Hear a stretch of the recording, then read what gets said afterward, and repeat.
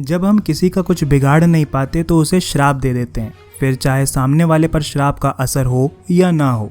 अपने क्रोध को जाहिर करने के लिए श्राप एक आसान सा तरीका बना हुआ है, लेकिन क्या आप जानते हैं कि युगों पहले जब धरती पर देवी देवता विचरते थे तब से श्राप का चलन है। जब देवता श्राप देते थे तो वो श्राप हकीकत बन जाता था।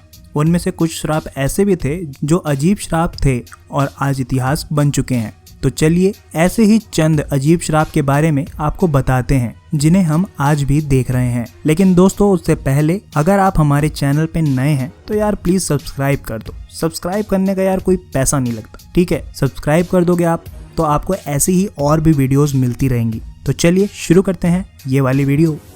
दोस्तों पहले नंबर पे आता है एक ऐसा अजीब सा श्राप जिसकी वजह से भगवान शिव को एक लिंग के रूप में पूजा जाने लगा। एक बार ऋषि भृगु भगवान शिव से मिलने के उद्देश्य से कैलाश पर्वत पर गए। उन्होंने शिव के घर का दरवाजा खटखटाया मगर किसी ने भी कोई जवाब नहीं दिया। इसकी वजह ये थी कि शिव पार्वती संग संभोग कर रहे थे और इसी वजह से दरवाजा नहीं खोल पाए। बाबा भृगु की बेचैनी बढ़ती गई और वे दरवाजे को जोर जोर से पीटने लगे।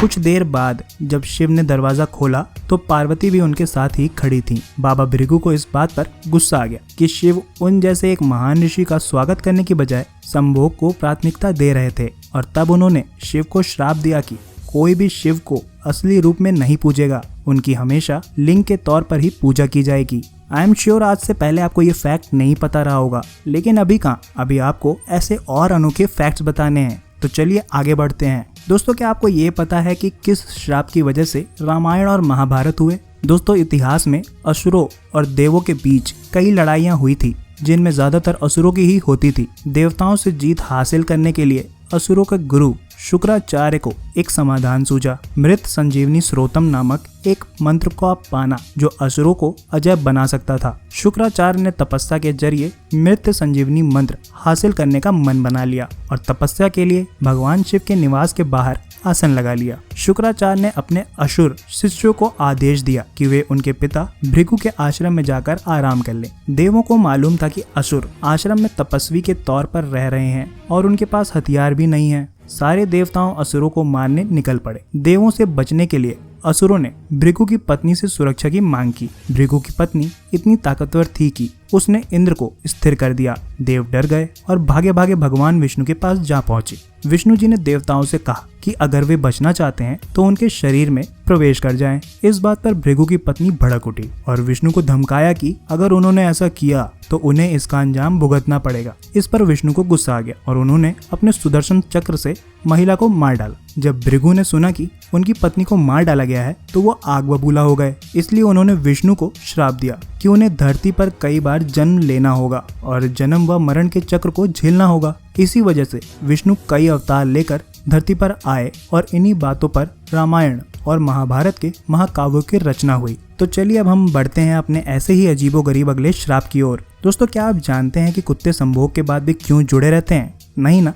तो चलिए हम बताते हैं। रानी द्रौपदी 5 पांडव पतियों की साझी पत्नी थी। द्रौपदी संग अंतरंग समय बिताने के लिए पांडवों ने एक गजब का तरीका खोज निकाला था जिसमें कि उन्हें एक दूसरे से उलझन ना हो। ये तय किया गया कि जब भी कोई भाई द्रौपदी के कमरे में दाखिल हो तो वह दरवाजे पर अपनी ही जूतियां उतार देगा ताकि बाकी लोगों को ये भी पता चल जाए कि द्रौपदी अकेली नहीं है। एक दिन एक भाई बाहर दरवाजे पर अपनी जूतियां उतार कर भीतर चला गया मगर वहां से गुजर रहा एक कुत्ता खेल खेल में वहां रखी जूतियों को उठाकर ले गया। ठीक उसी वक्त दूसरा पांडव भाई जो द्रौपदी संग वक्त बिताना चाहता था उसने ये देखा कि दरवाजे पर कोई जूती नहीं है और वो ये मान बैठा कि द्रौपदी अंदर अकेली है और वो अंदर चले गए और इस वजह से एक शर्मनाक स्थिति बन गई जिसे द्रौपदी को नाराज कर दिया। द्रौपदी को एहसास हुआ कि ये सब एक कुत्ते की वजह से हुआ है जिसकी वजह से उसने बेहद शर्मिंदगी को झेला और तब जाकर उसने सभी कुत्तों को श्राप दिया कि वे भी उसी तरह शर्म का सामना करेंगे जैसे द्रौपदी को करना पड़ा। तब से संभोग के बाद कुत्ते भी एक दूसरे से जुड़े रहते हैं।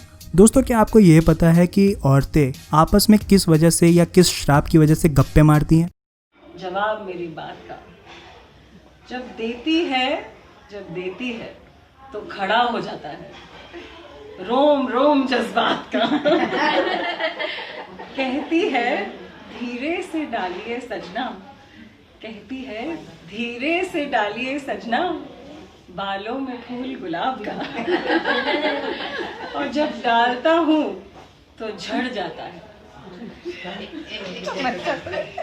पत्ता पत्ता गुलाब का।